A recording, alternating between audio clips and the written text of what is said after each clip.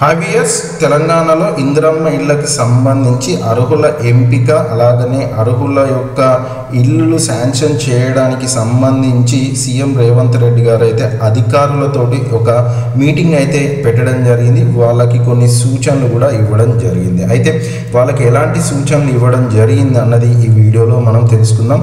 మీరు కనుక ఇప్పుడే మన ఛానల్కి కొత్తగా వస్తే మాత్రం ఛానల్ని సబ్స్క్రైబ్ చేసుకోండి. ఎందుకంటే ఇందిరమ్మ ఇళ్ళకి సంబంధించి ఏ చిన్న ఇన్ఫర్మేషన్ రాష్ట్ర ప్రభుత్వం నుంచి వచ్చిన నేను మీకు వెంటనే ఒక వీడియో చేయడం జరుగుతుంది. వీడియోకి ఒక లైక్ చేయడం కూడా మర్చిపోవద్దు, వీడియోను షేర్ చేయడం కూడా మర్చిపోవద్దు.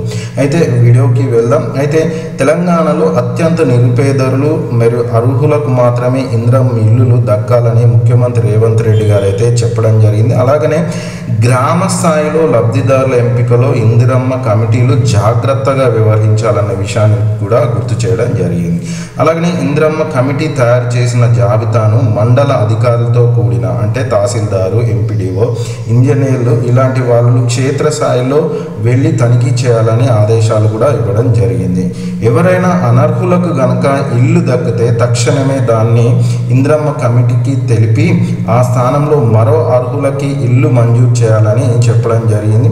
అలాగనే ముఖ్యమంత్రి తన నివాసంలో ఇందిరమ్మ ఇళ్లపై సమీక్ష కూడా చేయడం జరిగింది. వీటితో పాటు ఇందిరమ్మ ఇళ్ళ పేరుతో ఎవరైనా దందాలు చేస్తే మాత్రం వెంటనే వాళ్ళ పేరు మీద కేసులు నమోదు చేయాలని సూచించడం జరిగింది.